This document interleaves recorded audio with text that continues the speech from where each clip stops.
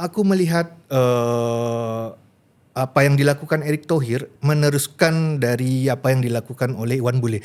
Tapi beza dia, Erick Thohir kalau kita tahu dia punya background dia mantan presiden Inter Milan, dia pernah di DC United, dia pernah ada di klub NBA Philadelphia Sixers dan lain-lain. Dia macam ada ini bang, hubungan dengan orang-orang luar. Ya. Terus dibandingkan dengan MVP Liga Malaysia, Arif Aiman. Ada terus perbandingan itulah. Malaysia punya Arif Aiman, Indonesia ada Marcelinho. Pendapat awak macam mana? Adakah itu perbandingan yang betul? Aku every weekend memang aku selalu nonton ada Liga Malaysia. Tapi macam memang rasa sunyi. Yang ramai itu aku tengok Selangor JDT. Aku daily bersama selamanya. Podcast kita penuh bermakna. Ragu Daily kembali lagi untuk episod baru bersama saya Nazrin dan juga Adim Miswan. Lepas gelak-gelak ni kita tak buat kelakar pun. Sebab kita tak ada bunga minggu ni. Kecewa ke? Agak kecewa lah sebab kita berdua je. Ya, jadi tapi dia takkan hamba lah. Dia kan okey sebab kali ni episodnya sangat panas. Sangat best.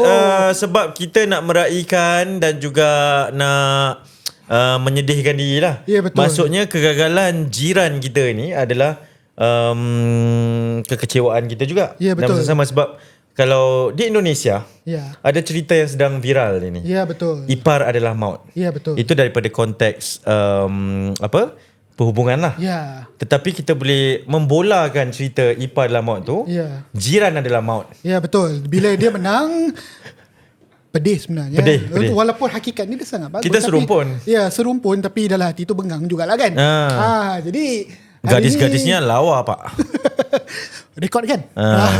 Okay, tapi kali ni kita nak cerita ni sebab kita nak cerita benda yang sangat menarik lah kan. Alright. Dan agak antarabangsa lah episod kita internasional kerana kita nak cakap tentang kejayaan Garuda dalam bola sepak pada ketika ini. Kita tahulah ini tengah panas ni, menumpaskan pasukan Arab Saudi kemenangan pertama dalam pusingan kelayakan ketiga ni ke World Cup Piala Dunia. World Cup.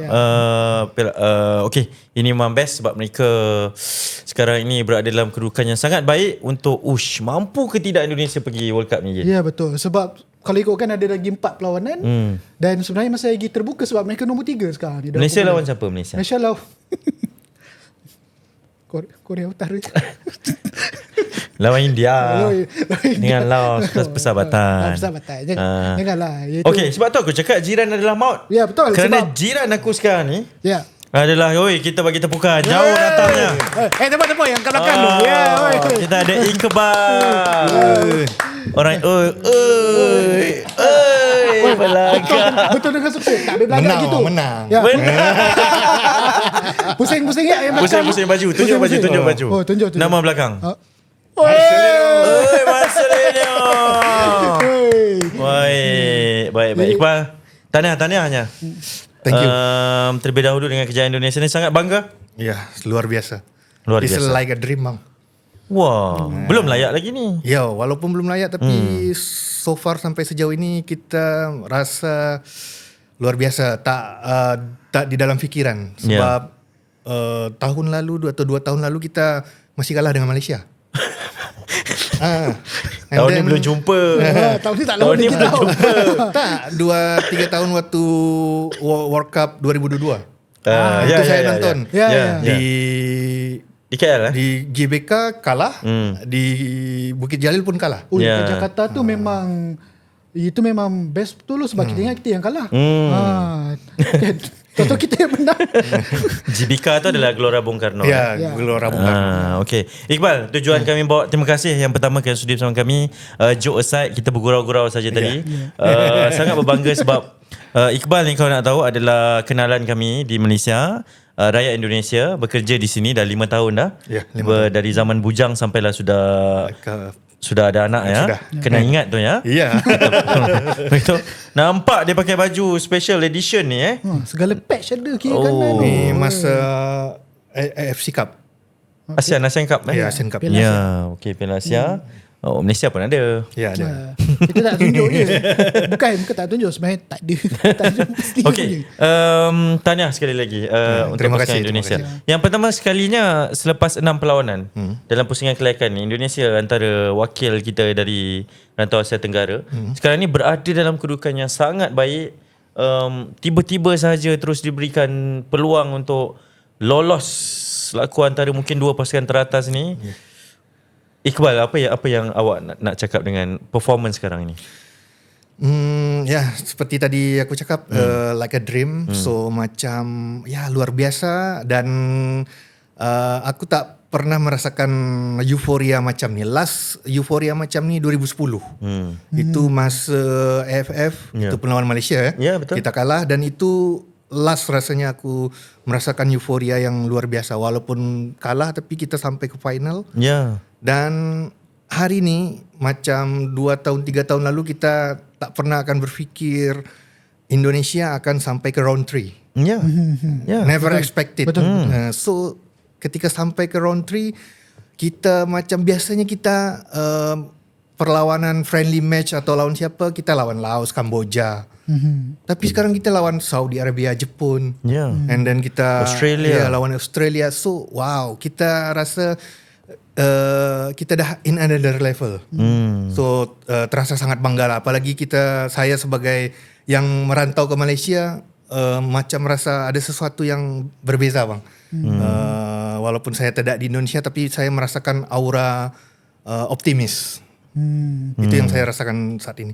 Sebab apa ni? Sebab selalunya bila di pusingan ketiga ni, kita akan nampak 2 pasukan je daripada Asia Tenggara, Thailand, Vietnam. Thailand, Itu je. Vietnam, ya. Jadi selalu kalau macam kalau kata kita ikutkan carta pun, nombor 1, nombor 2 mungkin Thailand, Vietnam, Ya. nombor 3, nombor 4 tak ada, nombor 5 tu mungkin baru Malaysia, Indonesia, Singapura kan.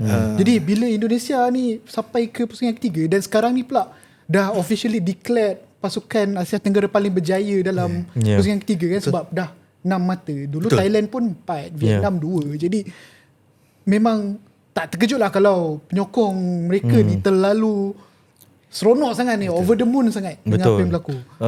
Dan kempen kali ini pun mereka bermula dengan 3 keputusan seri kan. Ya, betul. 2 kekalahan turut-turut, dan ini kemenangan menumpaskan pasukan yang bermain di Piala Dunia Yang kalahkan juara dunia iaitu Argentina. Ya, wow. Arab Saudi. Luar biasa, kami turut So tumpang. Indonesia big than Argentina. Sepatutnya apatah lagi foto-foto antarabangsa 433 pun dah pick up kan. Garnacho di dalam poket Asnawi. Wow. Okay, kita nak mulakan perbincangan di podcast kami ini di Ragu Daily ni, sebab ramai sekali saya percaya ni penonton-penonton bola sepak tempatan. Dan awak mungkin boleh membawa kami, sebab banyak sekali perbincangan membabitkan bola sepak Indonesia, di mana kita juga di Malaysia mungkin nak tahu. Berasa jealous itu normal, biasa, kerana kita adalah tetangga dan bersama-sama juga seteru dalam bola sepak ini. Apa sebenarnya yang berlaku dalam revolusi bola sepak Indonesia yang awak sendiri ikuti? Sebab kita tak boleh lupakan sebenarnya ada juga detik hitam dalam bola sepak Indonesia. Kena ban dan sebagainya kan. Apa sebenarnya yang berlaku sehingga boleh sampai ke tahap ini menurut kacamata awak sendiri? Kalau dari kacamata saya, itu awal dari masa ketika ketua FA Indonesia PSSI berganti ke Iwan Bule dulu. Okey, Okay. Awal itu Iwan Bule, dia macam adalah revolusi. Ada macam perubahan banyak yang dia lakukan. So bila kita tahu macam player macam Arhan, Witan, Egy, Marcelino, itu sebelum daripada Erick Thohir, itu awal dari dimulai dari Iwan Bule. So Iwan Bule memulai, sebab dia macam Iwan Bule itu dia udah ada roadmap atau macam strategik untuk sepak bola Indonesia. And then apa yang terjadi, kita memang ada lihat progres dari apa yang dilakukan Iwan Bule. Tapi lepas tu ada tragedi besar yang terjadi di Indonesia. 100 orang lebih meninggal di Kanjuruhan. Itu sangat memilukan lah untuk kita rakyat Indonesia. And then Iwan Bule keluar. So datanglah harapan baru lagi, itu Mr. Erick Thohir. So semacam transisi dengan Iwan Bule dengan Erick Thohir itu ada sinkronisasi. Okay. So maknanya Maksud awak diteruskan betul. visi tersebut? Betul. So macam aku melihat apa yang dilakukan Erick Thohir meneruskan dari apa yang dilakukan oleh Iwan Bule. Tapi beza dia, Erick Thohir kalau kita tahu dia punya background dia mantan presiden Inter Milan, dia pernah di DC United, dia pernah ada di klub NBA Philadelphia Sixers dan lain-lain. Dia macam ada ini hubungan dengan orang-orang luar. So jangkauan dia luas. So itu yang tak dimiliki oleh Iwan Bule sebelumnya. So kita macam dapat upgrade ketua. So upgrade, pemain-pemain muda macam Marcelino terus dikembangkan, Arhan, Rizky Ridho, semua dikembangkan. And then Erick Thohir melobi mencari pemain-pemain diaspora. Diaspora, okay. Diaspora. So we call it diaspora, not naturalisasi. Okay. Sebab diaspora dia boleh langsung diproses. Okay. Sebab dia punya darah Indonesia dari ibu atau dari nenek dia atau dari bapak dia. Tak ada yang diberi kerakyatan? Tak ada. Memang semua tapi ada. Nanti aku bagikan beza dia. Okay. Kita bagi contoh Justin Hapner atau siapa. Contoh Justin Hapner, dia punya nenek orang Indonesia, and then dia boleh pilih. Kita bagi kewarganegaraan Indonesia. Yang naturalisasi itu contohnya itu Mark Klok. Betul. Mark Klok itu dia tak punya darah Indonesia. Dia ada darah Indonesia tapi jauh sangat dari buyut-buyut dia.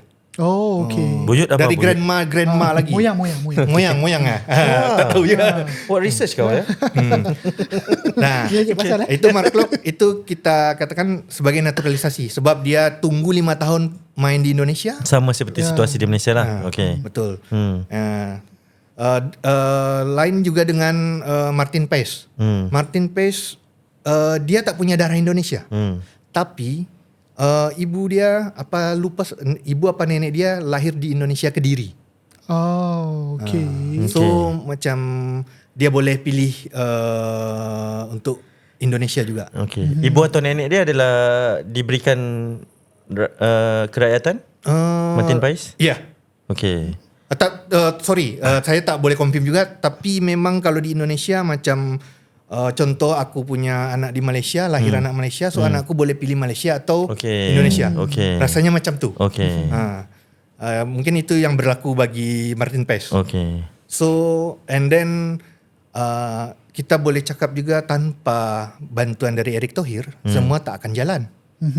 So aku masih teringat kata TMJ, dia cakap Erick Thohir itu seorang pebisnis, seorang yang punya skill set. And then satu lagi yang paling penting, dia ada passion di bola. So itu yang paling penting. Sebab kalaupun sehebat apapun Erick Thohir, tapi kalau dia tak ada passion, tak ada background dalam sepak bola, bola sepak pun tak akan macam ni. Betul. Kalau minat dia pickleball lah. Betul. Awak ni modern sangat ni. Saja nak masuk dalam market. Jadi pickleball. Sampai sekarang pun banyaklah Erick Thohir mencari-cari diaspora, tapi tak menutup juga kalau banyak juga pemain dari Indonesia, asli Indonesia yang memang banyak juga masuk ke dalam skuad Sintayong sekarang. Nah, satu lagi Sintayong itu ada pada masa Iwan Bule. Ya, betul. Dan diteruskan juga. Dia teruskan. Kalau tidak diteruskan mungkin cerita akan beza. Ya, betul. Sebab lagi satu. Sebab terjadi pemotongan generasi. Takut contoh dia ganti Sintayong dengan yang lain, mindset dia lain lagi. So dia panggil player-player yang tak tahu kita yang lain pula. So karena dia pertahankan Sintayong, so Sintayong still boleh lagi buat apa yang dia inginkan. Okay, sangat menarik. Maksudnya awak melihat kepada revolusi bola sepak berlaku dalam bola sepak Indonesia ini adalah daripada sudut kepimpinan, atasnya, visinya, selari seimbang dalam beberapa tahun kebelakangan ini sehingga datang kepada hasil ini. Dan adakah peminat-peminat di Indonesia selari dengan visi ni juga apabila Iwan Bule digantikan, kemudian Erick Thohir masuk, dan Erick mempunyai background yang sangat luas di bidang bola sepak international. Betul. Kemasukan Erick Thohir ini diterima sebaiknya oleh peminat Indonesia pada awalnya. Pada awalnya tak. Kenapa? Saya tak rasanya masa tu sebab kita Erick Thohir tu bagian dari pemerintahan. So banyak jugalah pro dan kontra rakyat. Erick Thohir ni macam Erick Thohir tak pandai lah, dia businessman atau macam mana. Dia politik je. Sebab tak semua orang faham bola. So mungkin tak semua orang tahu Erick Thohir pernah di Inter, pernah di DC United. So orang mungkin tak tahu dia background macam tu. Tapi pada akhirnya Erick Thohir membuktikan itu sendiri.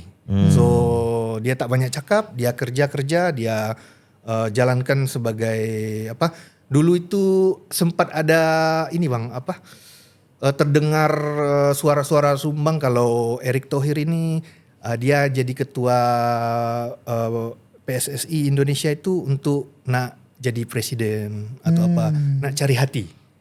Nah, dia punya platform lah. Tapi ternyata tak. Dia menjawab semua kritikan tu. Dia bangun sepak bola Indonesia. Itu yang aku nampak ya. Dulu pun aku merasa personal, aku rasa kurang tertarik dengan Erick Thohir ni. Tapi makin kesini dia buktikan. So ikut berbangga lah. Walaupun kekurangan dia masih banyak lah. So far kita tengok dia buat projek jangka pendek. Projek instan lah. Projek instan ni ya yang terdekat main di World Cup. And then Asian Cup 2027. So 2027 kita auto. And then dia buat semua kelompok umur main di Asian Cup. Itu targetnya. Semua dah terpenuhi. Betul. Berjaya. Semua dah tick tu betul. So macam apalagi yang nak gitu. Contoh kita tengah tunggu World Cup ni. Harapan macam itu memang dia target untuk layak World Cup. Tadi kita target untuk masuk posisi 3 atau 4. Playoff. Masih playoff. Tapi ada untuk dapat chance lagi. So kita tak target peringkat 1, 2 tak. 3 atau 4 dah okey. Sintayong pun bagi target macam tu. Wow. Jepun tu susah sangat nak bantai tu. Yelah dia pun dah jauh dah. And then dari bagian revolusi yang abang cakap tu yang kita dapat, Indonesia tu kita dah tak memikirkan contoh EFF Cup. So kita macam itu tu target yang kedua ketiga lah. So target kita ni sekarang World Cup, Piala Asia. Walaupun kita tak pernah juara AFF, tapi itu rasa kita sudah tak ada nak target tu lagi. So nanti kalaupun kita tak juara pun tak masalah. Diterima dengan baik oleh penyokong? Tak tahulah.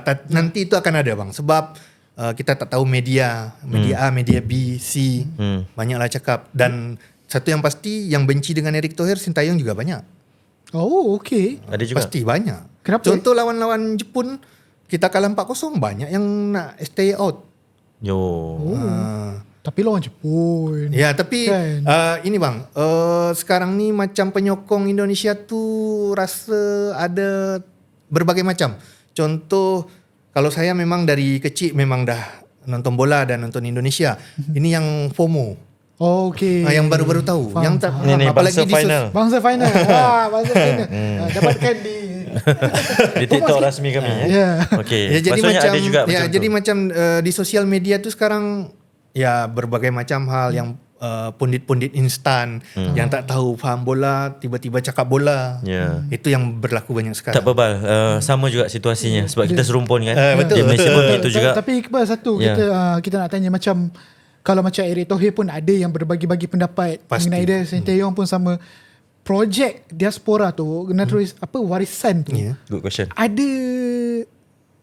Ada pertikaian juga, ada berbagi-bagi juga pendapat. Ada banyak. Sebab realitinya di Malaysia juga menerima pelbagai reaksi. Kita juga ada yang bersetuju, ada tak bersetuju, ada yang mula mengecam dengan projek ni dan ada juga yang cakap ini projek yang gagal untuk Malaysia. Kerana saya nampak modelnya mungkin seakan serupa lah Malaysia dan Indonesia ni. Di Indonesia bagaimana? Sama juga bang. Sama. Perbezaan tu banyak. Yang orang-orang yang tak okey dengan hal ini, yang pro kontra tu banyak.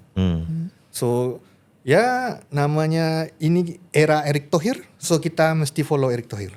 So contoh lawan Jepun kita kalah, banyak juga Erick Thohir out atau Sintayong out. Tapi semalam kita menang, so semua mereda lagi. So kita akan tunggu sampai March lah. Memang target sebab orang tak pernah berpikir macam tak tahu ya. Mungkin yang berpikir macam saya juga banyak. Sebab saya berpikir kita dah di third round ini dah still best. Apapun yang terjadi, kalau saya pribadi tetap pertahankan Sintayong. Okay. Bagi saya. Sebab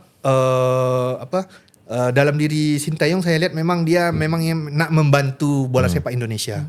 So apapun yang terjadi, ya kalau memang nanti Sintayong sudah tak cocok dengan timnas atau kalah terus, bolehlah. Adalah untuk reason untuk keluarkan dia ganti gitu. Nah, tapi yang saya risaukan sekarang tuh contoh nanti ini berjalan semua sebab pemain diaspora yang diambil sama Indonesia itu hampir semua under 30. Okay.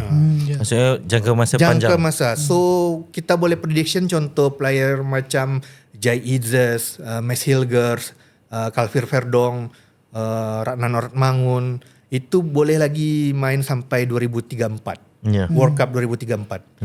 Yang terdekat tuh paling Jordi Amat dengan Tom Haye. Dia Jordi Amat 32, betul. Tom Haye 29. Nah yang lain still boleh lagi. So macam memang ada jangka panjang yang akan dibuat dengan Erick Thohir. Tapi orang banyak yang cakap aku tak membela Erick Thohir, tapi aku melihat apa yang telah berlaku di Indonesia. Contoh orang banyak tahu ini kenapa timnas Indonesia aja yang ini, tapi klub liga tak jalan.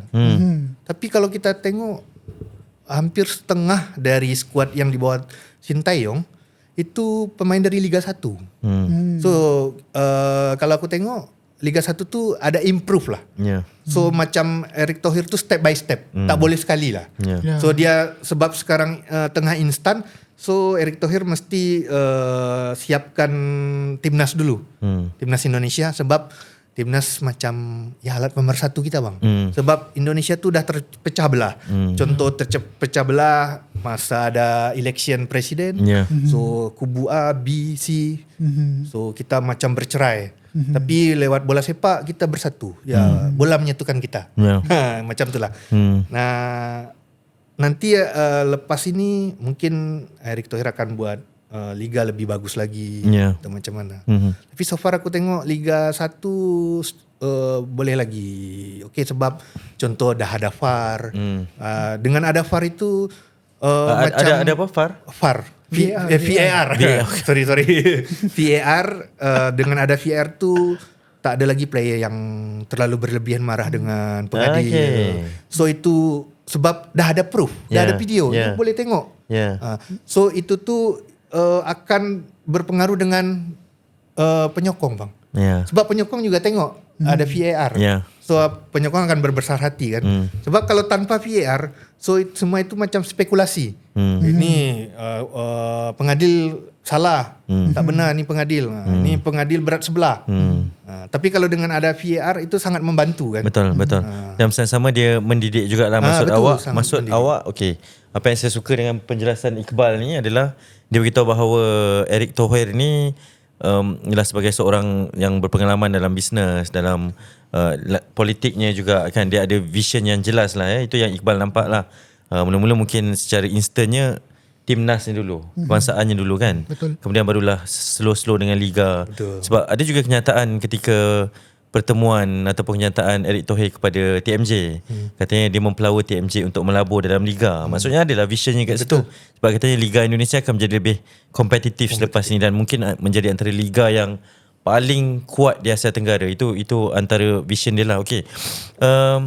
Kita suka dan kita gemar bercakap apatah lagi tentang bola sepak Indonesia sekarang ni kerana prestasi di pusingan ketiga ni. Saya sangat terkejut sebenarnya juga dengan prestasi, sebab kita menjangkakan mungkin Indonesia hanya akan melengkapkan. Ini Ya, betul. secara peribadi lah. Saya juga. Kerana kita dari Asia Tenggara kan. Satu secara logiknya sebagai peminat bola sepak, dan satu kerana rivalry kita ni. Perseteruan kita Betul, ni. betul. Memang kita harap biarlah Malaysia yang berada dekat situ instead of Indonesia. Ya betul sebab Ya. bila Tapi aku tengok perseteruan Indonesia Malaysia ni macam benci bilang cinta bang. Yalah. ya betul sangat sangat Yalah. sangat. Dia macam bukan apa ni, bila kita tengok dekat media sosial ni, bila keluar je keputusan Indonesia ni main dekat pusingan ketiga ni, dalam hati aku ni aku cuma selalu akan cakap this could be us. Yalah. But, Ya. tapi kita tahu lah macam ni kita punya Cool je lah. downfall masa pusingan kedua kan. Jadi macam dia punya cemburu tu kuat lah. Yeah. Bila menang semalam lagi macam bengangnya aku. Secara peribadi Iqbal, mampu Indonesia layak ke Piala Dunia? Secara pribadi dengan apa yang terjadi dengan sekarang dan rasanya ke depan 4 game je lagi ni. 4 ya, game 4 je. game. Ya. Dengan kalau untuk langsung masuk tak rasanya. Tapi mungkin playoff. Walaupun sikit je point dengan Australia sekarang. Betul. Sebab tapi kalau itu depend on nanti lawan Australia. Kalau kita boleh seri lawan Australia atau menang, wah, itu untuk dapat peringkat 2 sangat besar. Sebab dengan Saudi Arabia kita head to head menang. Betul. Ya betul. Di Saudi kita seri 1-1. Sini menang. Sini menang 2-0 Ya. di Indonesia, di Jakarta. Nah, untuk lawan China dengan Bahrain ni rasa optimis untuk 3 poin. So dapat 6 poin. So untuk lawan Jepun auto kalah. Sebab hari tu Apatah kalah lagi dekat Jepun. Hari tu kalah di tempat Sebab sendiri kan. yang kalah 4-0 sebelum lawan Saudi ni, saya pun dah merasa macam janganlah buat expect terlalu tinggi untuk timnas ini. Ya. Sebab ini lawan Jepun, bukan sembarang lawan. Ya. Betul. Contoh Mitoma, Endo, dia orang main di Jepun itu dah 20-30 kali. Indonesia baru, contoh JIZ player-player lain baru 3-4 match. So macam chemistry tu belum terlalu dapat lah. Faham? So masih ada keraguan. Dan setiap pertandingan selalu ada tambah pemain. Sebelumnya ada Mes Hilger tambah. Kemarin tu lah ada Kevin Dix tambah. Ya. Nanti Mars rasanya akan ada tambah lagi striker 1 orang. Betul.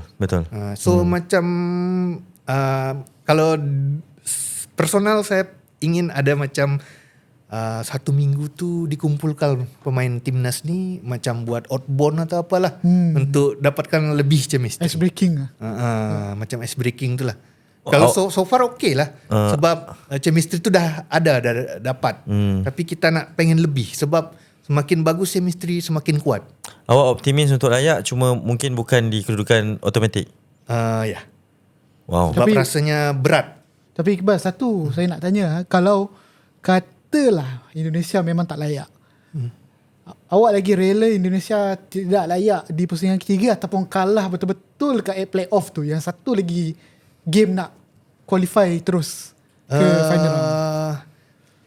Kalau as personal atau macam karakter orang Indonesia, itu kalau selagi ada game kita terus fight. Fight, Fight terus. Sampai habis. Contoh kita masa Asian Cup kita boleh terus ke round Ya, 16. ya. Ya, kita terus fight.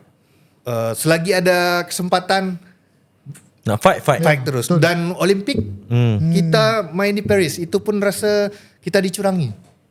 Main di Paris. So kita tak masuk Olimpik lah. So tinggal 1 langkah lagi kan. Ya. Betul. Oh, yang Taipei Malaysia tu pun geram juga ni. Betul. Itu pun sakit hati juga, tapi tak apalah. Kita seri yang Korea. Dan mestinya lawan Bahrain hari itu kita mestinya menang. Kalau Sepatutnya. itu sepatutnya menang, Ya. kita optimis akan peringkat 2. Ya, iaitu Yang memang sakit. tambahan tu. Ya. Game tu memang Yang sakit. game yang dia bagi 6 menit tapi jadi 9 menit. Wasit curang. Maksudnya curang. Jadi satu lagi Iqbal, macam balik kepada macam Liga 1 kan. Eric buat perubahan, ada VAR semua. Dan sekarang ni pun ada pengadil daripada luar, termasuk daripada Malaysia sekali, mengadili perlawanan-perlawanan penting di Indonesia. Jadi nampak benda tu macam satu improvement, sebab kami sini nampak yang pengikut-pengikut Liga 1 terutamanya mereka di sana memang sangat memujilah pengadil kita ni siapa Nazmi Nasaruddin. Nasar. Ya. Jadi macam mana tu? Adakah Sebenarnya kalau untuk pengadil asing tu dari dulu dah ada bang. Ada juga.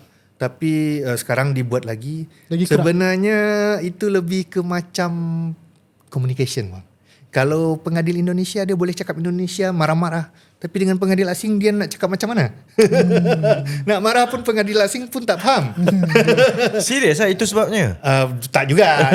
itu salah satu yang buat player-player tu tak marah-marah Tidak sangat. agresif Ya, seperti tak biasa. agresif seperti dengan pengadil lokal. Tempatan. Itu salah satu Ya, inilah ya. pengaruh lah. Faktornya juga Faktor lah. juga. Di samping pengadil luar lebih bagus. Ya. Okay Iqbal, bola sepak Indonesia dengan bola sepak Malaysia. Awak dah 5 tahun kat sini. Pernah datang ke pertandingan mana-mana bola sepak Malaysia? Pernah. Siapa lawan? Selangor JDT. Masih di Shah Alam. Di Shah Alam? Oh, okay. 2019. Okay. klasik betul? Sebelum PKP? Betul. Oh, sebelum COVID. Pernah juga nonton Pahang waktu semasa ada Sadil. Sadil di Pahang Pahang. lawan Selangor di Bukit Jalil. Okay. Sadil di Sabah tak pernah tengok lagi? Belum Lagi lah. belum lagi. Okay. Macam mana awak melihat kepada bola sepak Malaysia berbanding dengan bola sepak Indonesia? Okay, saya disclaimer dululah. Sebab kita tahu bola sepak Indonesia ni peminatnya sangat fanatik. Betul. Safi Salih juga pernah beraksi kat sana. Saya tanya pengalaman Safi kat Indonesia. Dia kata, bro, takut bro. Itu ayat Safi kepada saya lah.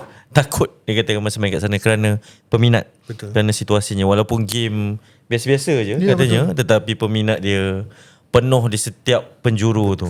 Berbeza dengan Malaysia. Penuh juga tempat duduk kosong. Tak lah, banyak juga. Jangan nak ambil hati kita orang sangat. Kita orang tahu situasi kat sini. Penuh dengan tai burung. Ya betul. Tapi satu benda kalau katalah satu benda daripada Liga 1 ni yang kita boleh bawa ke Liga Super ni, kehadiran tu lah. Itu. Apa awak melihat kepada Liga Malaysia ni?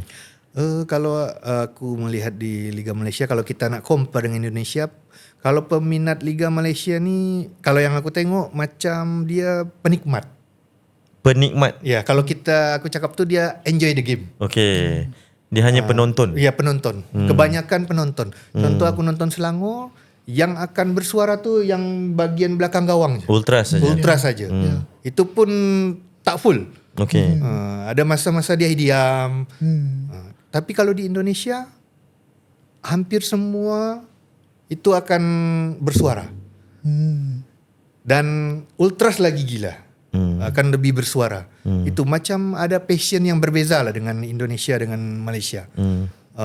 Memang dari dulu aku tak tahu ya, macam nonton di Malaysia, nonton liga-liga Malaysia, macam ada sesuatu yang kurang. Memang betul. Memang penyokong tu. Macam orang pergi sini kok macam nonton bola biasa je. Tapi yang aku salut satu di Malaysia ni, semua orang boleh nonton. Contoh anak kecil, orang tua mereka tak larang. Bahkan mereka di sini aku tengok satu keluarga pergi nonton. Dari yang paling kecil sampai yang paling besar. Di Indonesia mungkin hanya di tempat tertentu lah rasanya ada yang macam tu.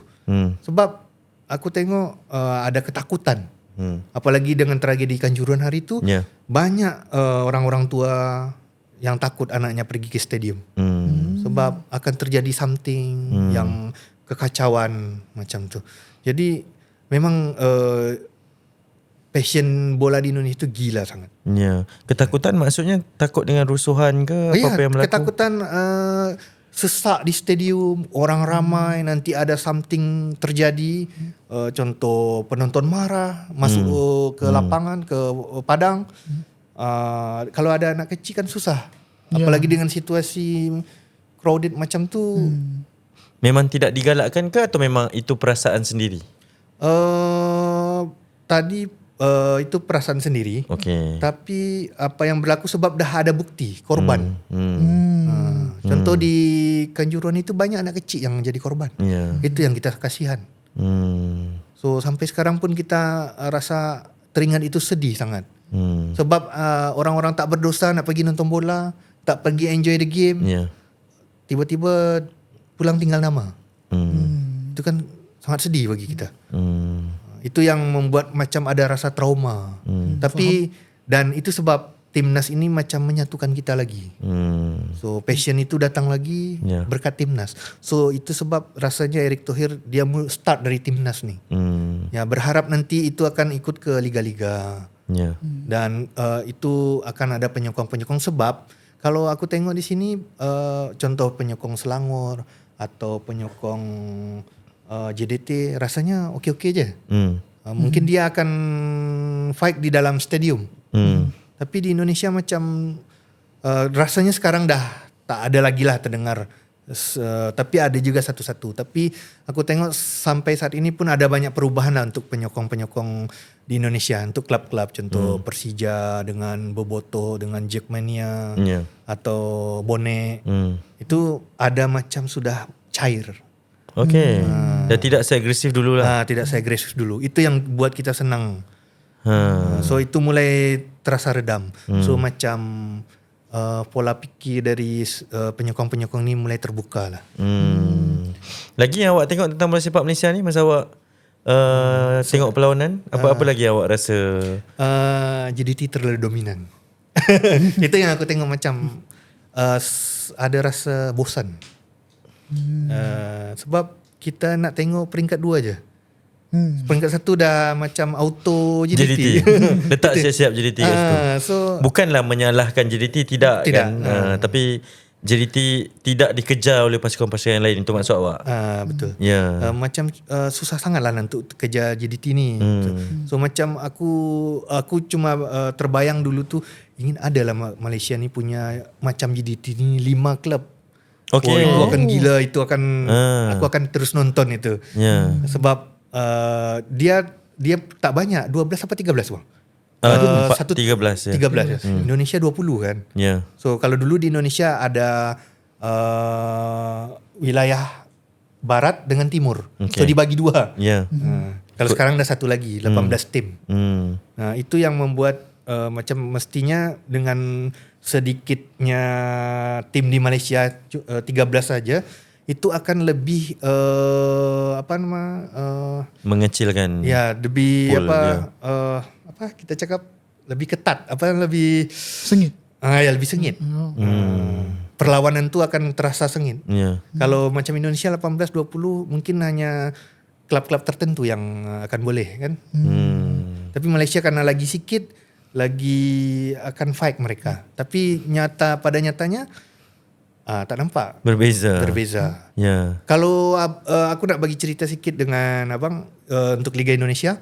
Kalau dulu di Liga Indonesia satu tim yang main home akan menang. Okay. Auto menang. Hampir semua 90% kebiasaannya home menang. Kebiasaan home menang. Okay. Memang itu yang banyak terjadi. Home menang, tapi semakin ke sini itu dah berkurang. So kalau kita tengok sekarang ni dah banyak juga yang main away menang. Berjaya memadam kelebihan tuan rumah tu lah. Betul. Kenapa? Kompetitif tu. Kompetitif tadi. So ada rasa kompetitif lagi. Ditambah dengan adanya development macam ada VAR, ada pengadil dari luar. Sudah banyak belajar. Itu yang aku rasa dapat di Indonesia. So memang untuk in the future lah, untuk masa depan kita harap timnas baik berkat dari pengelolaan liga yang baik juga. Dan aku tengok Liga 1 tu sudah mengarah ke sana.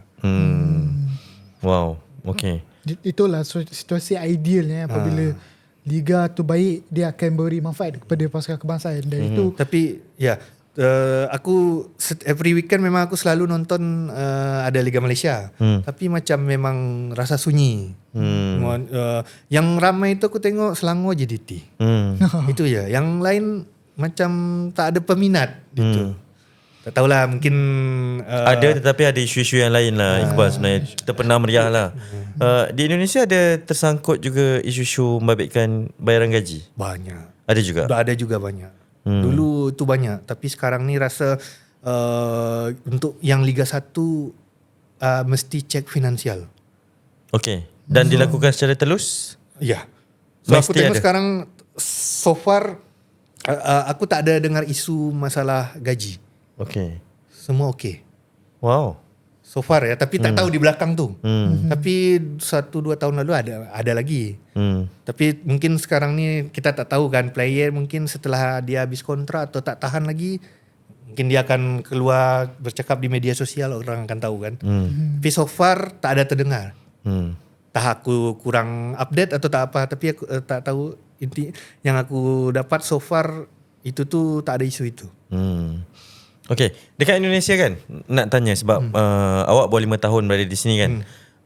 Saya masih ingat ramai sekali lah pemain-pemain Indonesia pernah juga beraksi dekat sini. Terutamanya hubungan bersama dengan Selangor, Bambang, Eli Boy. Dari zaman itulah sehinggalah ke Evan Dimas, Evan Andik. Dimas, Andik. Andik Bermansyah, Ilham Udin. Ilham. Ya betul kan, Ilham. Lupa pula nama Ilham ni kan. Okay, dekat Indonesia, kalau dekat sini kita mengenali beberapa pasukan kerana hubungan dan juga kerana Safi Salih juga pernah beraksi dekat sana. Kalau di Indonesia, kelab apa yang popular? Kelab Liga Malaysia ni yang popular di Indonesia? JDT Selangor. 2 itu saja. Ada rasa Sabah juga sekarang. Sabah? Sebab ada Sadil. Dulu sempat ada Penang sebab ada Ryuji Utomo. Okay. Lepas tu Pahang sebab ada Sadil juga. Okay. So kalau ada player Indonesia yang main sana, kita orang akan sokong. So akan beli jersey dia. Kebetulan saya juga peminat jersey. Okay. So saya juga collect jersey. Betul. So jersey-jersey Malaysia kalau nampak cantik atau apa kita beli.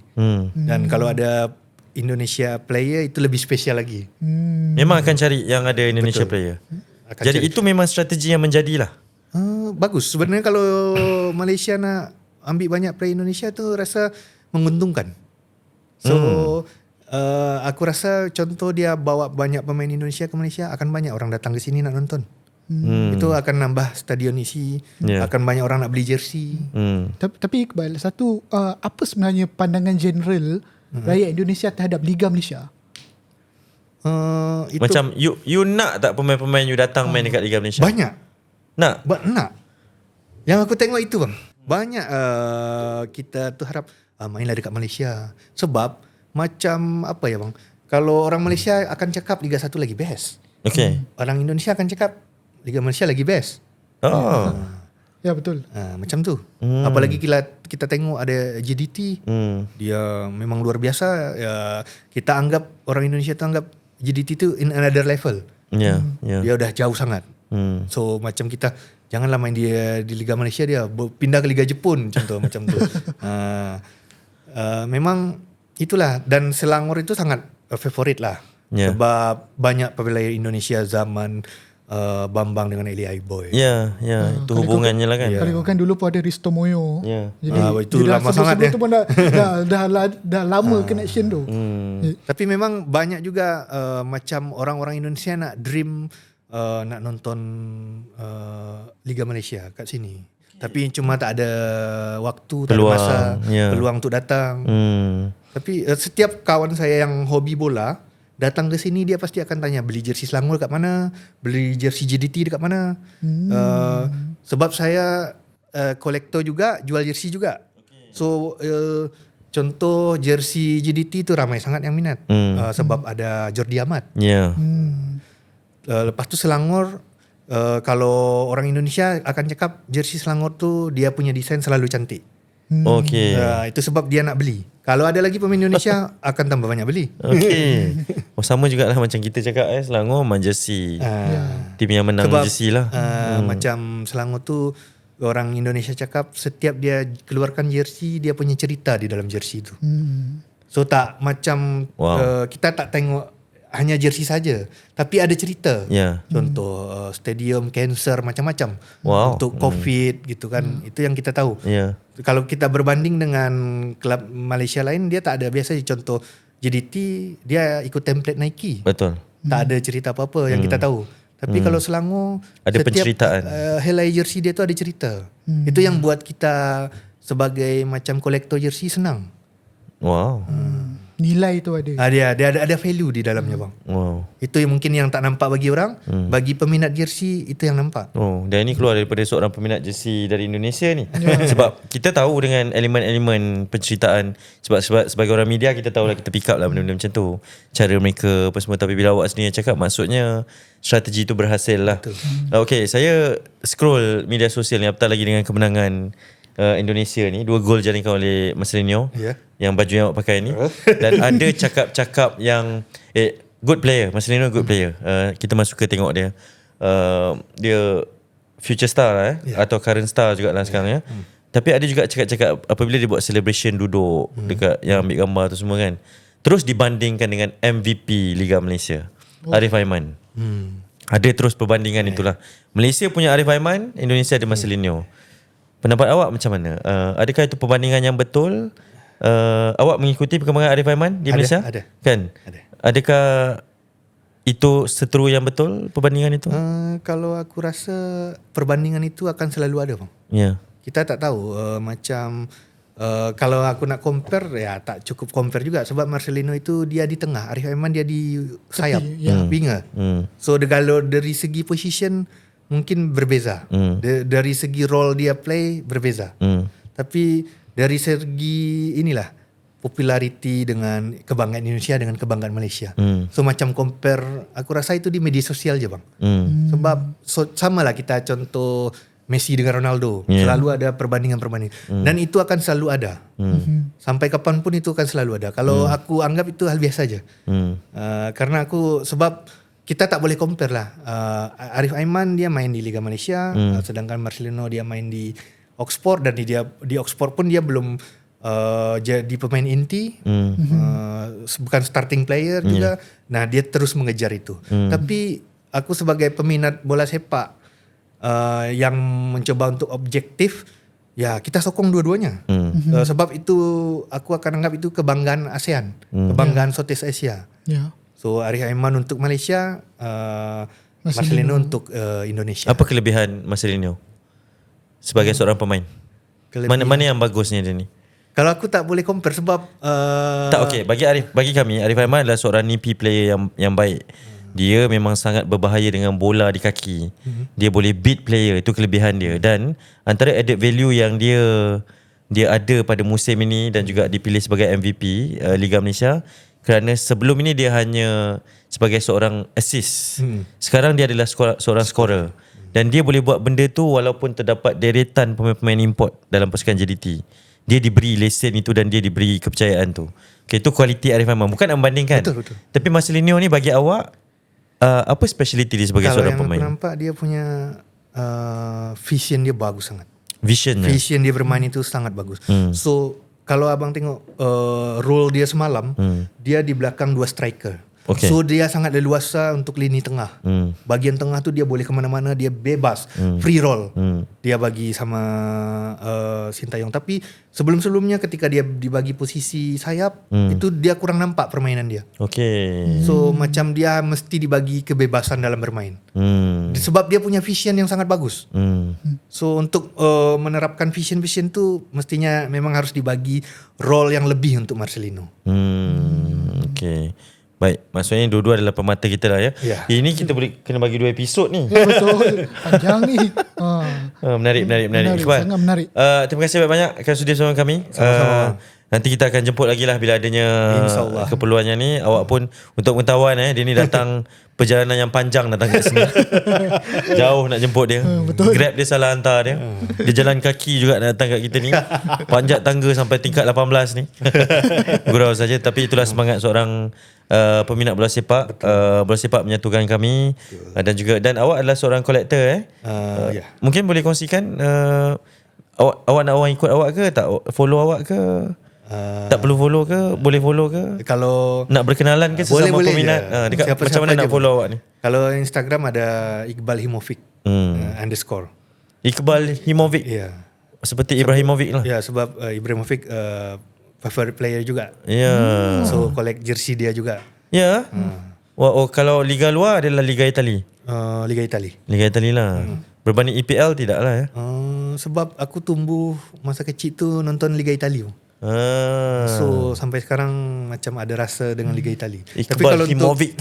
Tapi kalau untuk IPL pun nonton juga. Sebab memang enak Bola untuk sepak. ditonton. Saya senang. Ya. Kalau Serie A tu sokong mana? AC Milan. Sembilan. AC Milan. Faham. Beza dengan Pak Thohir ya. Inter Milan. Seterunya. Tapi tak apa, berkongsi juga. Betul. Kan. Again, thank you so much. Terima kasih banyak sama-sama. Iqbal. Ya, kita doakan ya. Mana tahu Amin. dengan podcast ini kita doakan Indonesia layak ke Piala Dunia. Kami akan cemburu, tapi ini pastinya baik untuk awak dan baik untuk Asia Tenggara juga. Betul. Semoga berhasil doanya ini ya, Iqbal ya. Amin, amin. Nanti menangis ya kalau layak. Rasanya iya bang. Sebab dulu pernah menangis juga tapi kecil. Sebab saya penyokong Itali juga. Okay. Waktu World Cup 2002. 2002. 2002. Sebab kita dicurang dengan Korea. South Korea. Ya. Itu kecil. Aku menangis tu. Hang Jung-hwan. Itu bau negara orang. Kalau negara sendiri macam mana? Negara sendiri hari-hari nangis lah. Kalau nonton ke stadium dengar lagu kebangsaan tu menangis bang. Berkaca-kaca mata ni. Menang dengan Arab Saudi menangis? Belum lagi? Belum lagi. Senang je. Senang, happy lah. Happy sangat lah. Oh, kalahkan Jepun baru nangis. Kalau masuk ke World Cup baru lah. Itu tak ada buat kata-kata apa lagi. Amin. Luar Amin. biasa itu. Iqbal, thank you. Kita harap perkongsian ini juga ditonton oleh rakan-rakan di Indonesia lah. Amin, amin. Nanti awak kongsikan juga dekat Indonesia. Siap. Nanti kita bagi share lah link. Nanti kita akan siap. bagi-bagi dengan kawan-kawan di Indonesia. Ya. Cantik, janji ya. Janji. Okay. Siap. Menyala bangku. Okey. Apa? Menyala bangku. Menyala bangku. Okey. Fashion lah dia fashion. Okey, itu je lah perkongsian kita menarik Iqbal ke studio Ragu Daily. Jadi itu saja perkongsian untuk kali ni. Jadi jangan lupa untuk like, share, subscribe dan juga komen, follow kami di semua platform dan sekian saja. Jumpa lagi. Bye bye. Ciao. Aku daily bersama selamanya. Podcast kita penuh